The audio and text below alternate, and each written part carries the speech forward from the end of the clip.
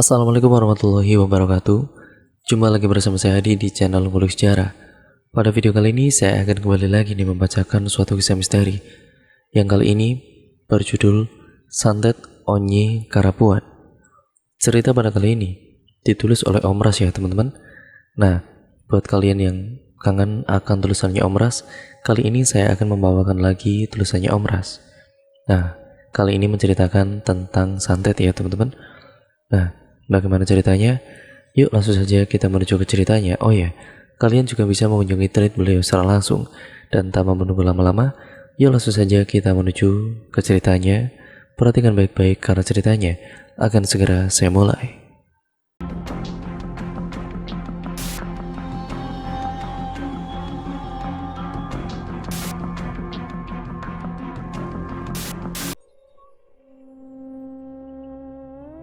Ada peribahasa mengatakan mulutmu harimaumu yang bisa kapan saja berbalik menyerangmu.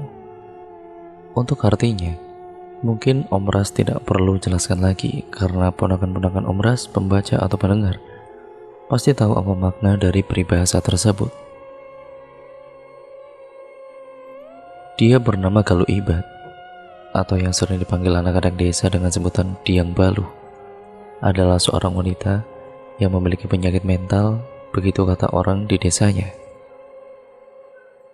Dia bilang juga memiliki gangguan berbicara, atau kata-kata yang keluar dari mulutnya tidak begitu jelas dan sulit diartikan oleh orang-orang. Tapi katanya, bila ia sudah berbicara dengan sangat jelas, itu tandanya apa yang ia katakan tersebut akan terjadi. Wallahu a'lam. Dia hidup sebatang kara dengan hanya mengandalkan makanan-makanan pemberian orang-orang desa. Kondisi yang sangat memprihatinkan untuk seorang wanita berusia 50 tahunan itu. Bunyi musik dan juga suara biduan lokal itu terdengar menggema menghiasi malam acara perkawinan gadis dan bujang yang terselenggara di desa tersebut. Orang-orang ramai bergantian naik ke atas panggung untuk duet atau hanya sekedar berjoget. Sementara di serambi rumah tetangga membelai. Beberapa dirigen tuak asli buatan tangan keluarga yang punya acara pun sudah dihidangkan dengan banyak olahan daging babi yang menjadi menu utama di acara tersebut. Orang-orang masih sebutan untuk orang-orang beragama muslim dari orang-orang Dayak Murung yang mayoritasnya Hindu Kaharingan nampak juga ikut meramaikan acara pesta pernikahan tersebut. Memang di daerah pedalaman Kalteng, khususnya suatu daerah yang masih dihuni oleh dua suku yang berbeda agama, namun hubungan kekeluargaan antar suku masih sangat erat terjalin. Mereka juga akan saling bahu-membahu untuk saling membantu satu sama lain, terlepas dari apapun agama yang mereka anut. Saat kedua mempelai naik ke atas panggung dan mulai bernyanyi, tiba-tiba Diang Baluh berteriak-teriak histeris, menyuruh si pengantin wanita untuk turun, bahkan ia juga sampai menarik baju sang pengantin.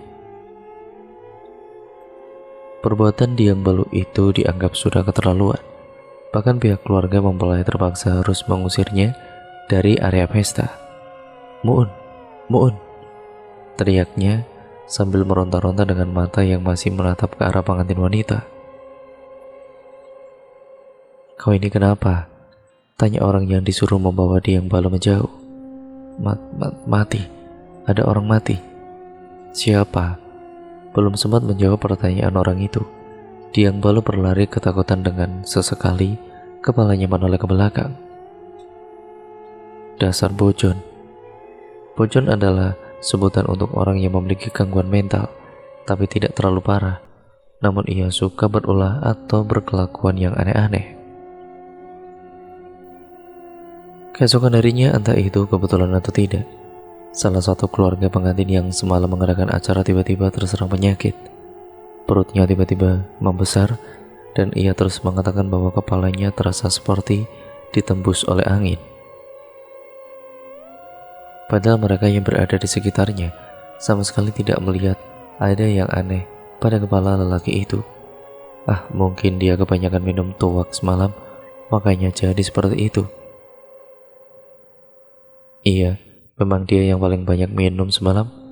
Mereka yang menganggap itu hanyalah efek sementara dari tuak yang diminum. Ya, semalam. Lalu, dengan tanpa khawatirnya mereka yang merupakan pihak keluarganya pun kembali memulai acara baru lagi. Sebelum duduk di pelaminan, kedua pengantin terlebih dahulu harus duduk di atas gong, lalu dipalas menggunakan darah babi dan ayam serta minyak-minyak yang lainnya. Lalu dilanjut dengan acara manasai atau bernyanyi sambil mengelilingi kandang babi yang dilakukan oleh pihak keluarga dekat maupun jauh si pengantin.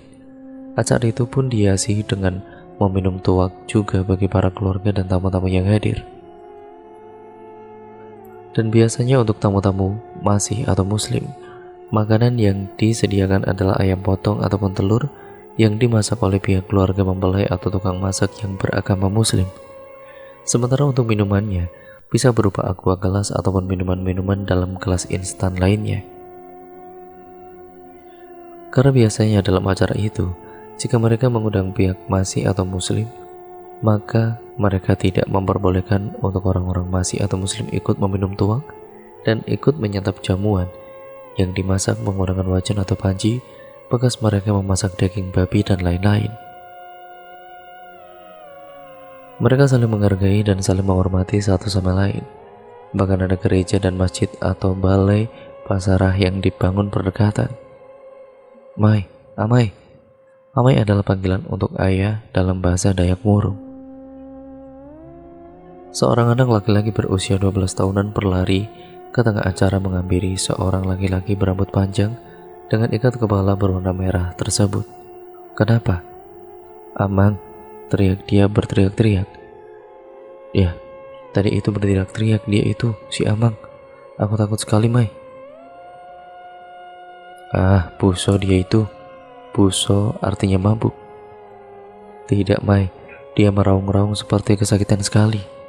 Sang ayah yang tidak ingin anaknya membuat panik orang-orang yang sedang berpesta pun lantas mengikuti anaknya berjalan ke arah rumah di mana pamannya berada. Raut wajahnya mendadak benar-benar tegang ketika melihat lelaki yang sakit itu sudah dalam keadaan yang mengerikan. Kepalanya dipenuhi dengan darah segar. Nampaknya tadi lelaki itu telah membenturkan kepalanya di balok kayu ulin penjaga dinding rumah tersebut. Karena di balok itu masih tersisa bagian kulit kepala dan rambutnya yang menempel. Bahkan perutnya yang sebelumnya bengkak, sekarang juga sudah mengempis. Namun di bagian bawah tubuhnya terdapat banyak sekali cairan berbau tidak sedap. Saat dicek nadinya oleh Amang Buto, rupanya lelaki itu sudah mati. Rasa tidak menyangka, Amang Buto berulang-ulang kali mengeceknya kembali, namun tetap saja lelaki itu benar-benar sudah mati. Amang, kenapa, Mai? Tanpa menjawab pertanyaan anaknya, Amang Buto langsung beranjak dan berlari ke arah pesta berlangsung untuk mengabari pada pihak keluarga tentang kematian saudaranya itu.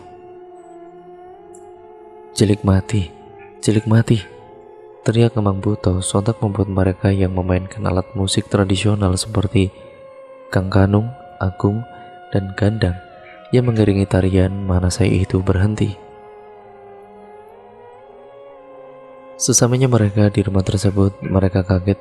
Bahkan seorang nenek tua yang ikut memastikan itu, dia pun langsung pingsan setelah melihat kondisi mayat lelaki itu. Suasana pesta pernikahan yang sebelumnya semarak kini seketika berubah. Suara tangisan di mana-mana. Bahkan beberapa tamu pun terpaksa pulang karena pesta dihentikan. Kenapa bisa seperti ini? Tanya sepupu Amang Buto. Entahlah, aku sendiri pun tidak tahu penyebabnya. Yang pasti saat tadi aku kesini, aku sudah menemukan dia dalam keadaan mati seperti itu. Aku benar-benar merasa dia itu kena santet. Hush, bicara apa kau ini? Kita sendiri tahu cilik itu seperti apa. Tidak mungkin kalau dia disantet orang. Ya mungkin saja faktor iri atau hal lain. Dan perlu kau tahu, orang baik bukan berarti tidak pernah berbuat salah. Oleh karena itu, bisa jadi ada kesalahannya yang menyakitkan hati orang. Amang Buto menggeleng. Ia tetap yakin saudaranya itu tidak pernah melakukan hal yang menyakiti hati orang lain. Bahkan, janji pun ia tidak pernah ingkari. Kalau terkena santet nyasar itu aku percaya. Mungkin bisa jadi orang itu ingin menyantet salah satu di antara kalian. Tapi nasib buruk si cilik yang terkena, ujar Kulak menimpali. Jaga sedikit mulutmu, jangan sampai perkataanmu itu semakin menambah sedih Inai dan Amai, ujar Amang Buto. Inai adalah sebutan untuk ibu dalam bahasa Dayak Muru. Mereka semua terdiam. Malam harinya orang-orang pun berjaga di depan rumah yang terdapat mayat tersebut untuk menghindari serangan Pangulu yang bisa saja masuk ke dalam rumah memakan tubuh mayat. Dan juga untuk menghindari kucing yang masuk ke dalam rumah, karena jika mayat dilangkai kucing maka mayat itu akan bangkit. Panguluh adalah manusia jadi-jadian yang mempelajari ilmu hitam sehingga bisa merubahnya menjadi binatang maupun tumbuhan sesuai kemauannya. Dan para Pangulu ini biasanya mengintai ibu-ibu hamil, orang melahirkan, dan orang mati untuk dijadikan santapannya. Mereka juga bisa menggali kuburan baru untuk mendapatkan mayat yang bisa dimakan. Kita tidurnya bergantian ya, usul salah seorang di antara mereka. Dan setelah itu mereka pun mulai tertidur, sementara yang lain tetap berjaga dengan mata yang terasa semakin berat setiap detiknya. Tiba-tiba dari arah jalan yang berada beberapa meter di depan mereka, terlihat seekor babi yang memiliki badan sebesar karung seberat 25 kg. Dengan matanya yang merah, babi itu terus-terusan menatap ke arah orang-orang yang berada di halaman rumah Amang Cilik. Babi siapa pula itu yang lepas, ujar Mawan dengan mata yang menyipit untuk memastikan penglihatannya tidak salah. Tapi anehnya setelah Mawan berkata seperti itu, babi tersebut malah mengeluarkan suara yang nyaring. Dan tidak hanya itu, ia juga mulai mendekat ke arah Mawan dan kawan-kawan berada. Hush, hush. Dan sialnya, teman-teman Mawan tidak ada yang bangun. Keesokan harinya barulah orang-orang heboh setelah melihat keadaan Mawan. Aku dengar suara dia berteriak tadi malam. Aku kira itu hanya efek mabuk. Sebab itulah aku tidak keluar rumah untuk mengecek. Tidak tahu kalau dia benar-benar minta tolong semalam, ujar Amang Kulak, adik dari Amang Buto dan Amang Cilik. Mawan terdiam mencoba mengingat apa yang ia alami semalam. Tiba-tiba saja wajahnya meringis dan langsung memegang kepalanya. Ia terlihat kaget begitu merasakan ada luka di bagian kepalanya. Kepalaku kenapa? Kenapa bisa berdarah? Orang-orang yang berada di sekitarnya pun langsung saling tatap satu sama lain mendengar pernyataan Mawan. Sebentar, aku ingat.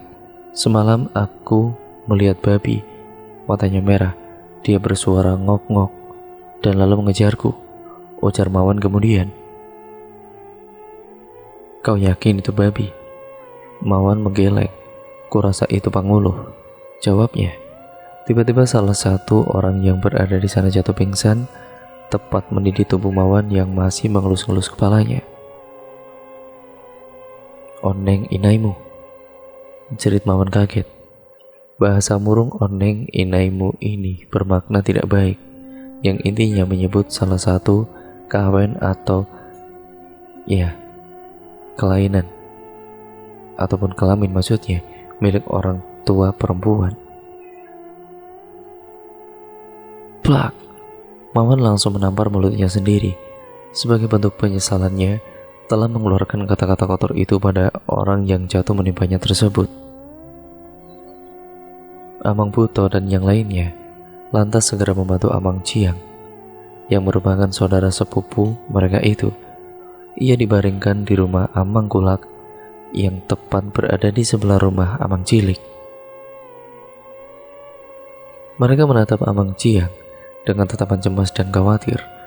Cukup lama ia tidak sadarkan diri, bahkan sampai jam tua terpasang di dinding rumah itu sudah menunjukkan pukul 1 siang. Itu pun Amang Ciang belum juga siuman. Ruam-ruam merah muncul di kulit tubuhnya yang semakin lama mirip seperti biang keringat. Tapi anehnya berselang 1 jam, ruam merah yang berubah menjadi biang keringat itu semakin membesar. Hingga ketika jam menunjukkan pukul 7 malam, ruam merah tadi kini sudah menjadi sebesar cacar. Tubuh Amang Ciang juga diserang demam tinggi, membuat semua keluarga jadi kalang kabut dibuatnya. Coba kamu cari daun 1000 tawar, haluskan lalu dibalurkan ke seluruh tubuhnya, ujar ayahnya Amang Buto yang biasa dipanggil dengan sebutan Ongko Tuwot tersebut. Amang Buto bergegas keluar dari rumah untuk mencari daun tawar yang disuruh ayahnya. Setelah memetik beberapa, Amang Buto kembali masuk ke dalam rumah. Ia menghaluskan daun itu dengan cara meremas-remasnya berulang-ulang kali. Lalu setelah itu ia balurkan ke bagian dahi hingga ke bagian tubuh lainnya secara bergantian. Semalaman dibiarkan dengan daun obat yang masih menempel di tubuhnya, perlahan-lahan membuat demam Amang Ciang mulai menurun. Ia sudah siuman ketika fajar sudah hampir menyingsing. Haus, ucapnya setelah tidak sadarkan diri cukup lama. Dan setelah diberikan minuman, Amang Ciang pun kemudian tertidur. 3 hari telah berlalu, dan tepat di hari ketiga itu pemakaman bagi jasad Amang Cilik pun dilakukan. Setelah 3 malam berada di rumah dan pihak keluarga juga sudah melakukan ritual yang seharusnya, paginya sekitar pukul 9-an, mereka pun mengantarkan jasad Amang Cilik ke pemakaman. Pemakaman itu khusus Kaharingan. Setiap kuburan orang-orang yang beragama Kaharingan biasanya diletakkan juga macam-macam benda kesayangannya milik orang yang meninggal itu. Bisa berupa sepeda motor, kasur, boneka, tuak, arak, uang, dan lain-lain. Itu adalah bentuk pesangu mereka di sana.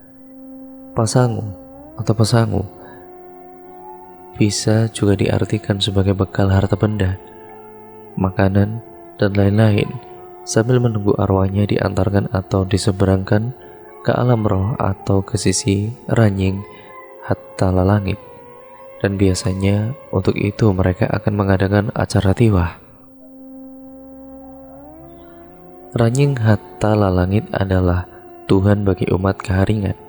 Sebelum mayat dikuburkan, terlebih dahulu oleh pihak keluarga dekat, si mayat akan diberikan makan untuk bekal mereka, agar di perjalanan ke sana mereka tidak merasa haus dan juga lapar.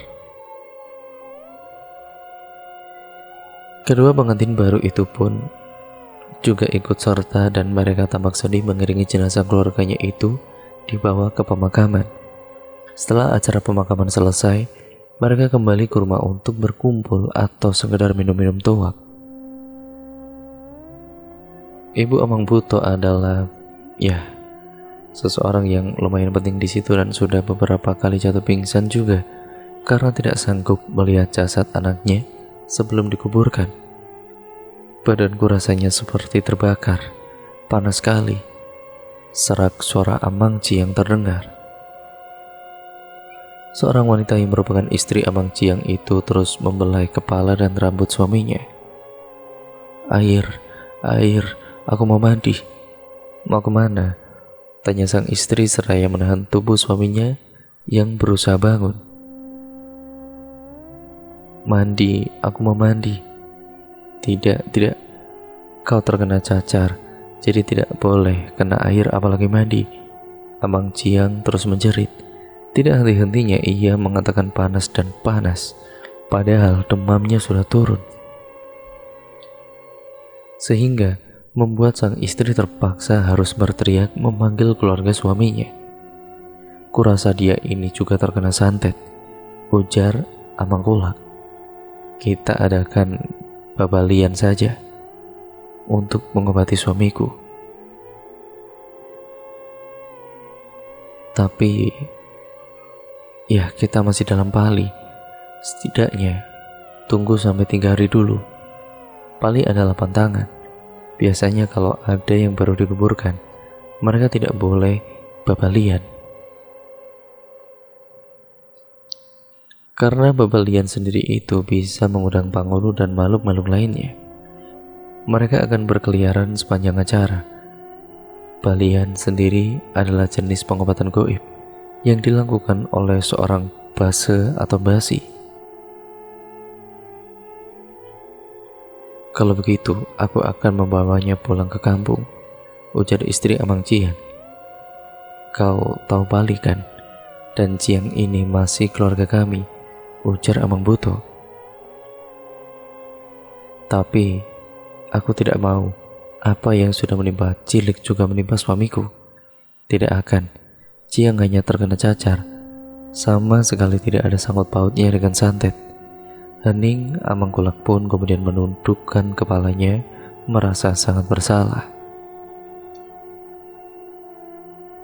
Dan cerita pun akhirnya bersambung ke part yang selanjutnya ya teman-teman.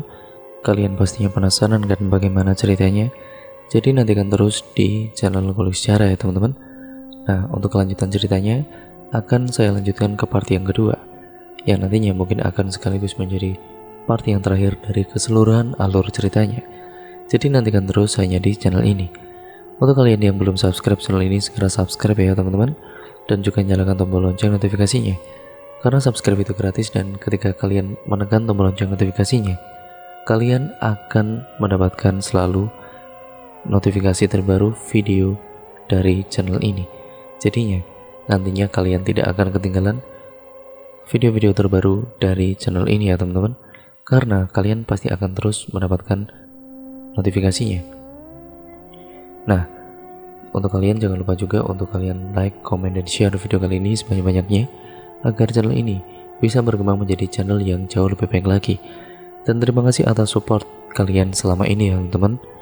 Nah, tanpa support kalian mungkin channel ini tidak akan sampai sekarang ini. Intinya kurang lebihnya mohon maaf, dan mungkin ada salah kata ataupun narasi saya mungkin yang kurang jelas, ataupun mungkin terlalu cepat atau terlalu lambat. Saya mohon maaf sebesar-besarnya, dan sampai berjumpa di video terbaru selanjutnya dari channel ini dan juga kelanjutan cerita ini. Wassalamualaikum warahmatullahi wabarakatuh.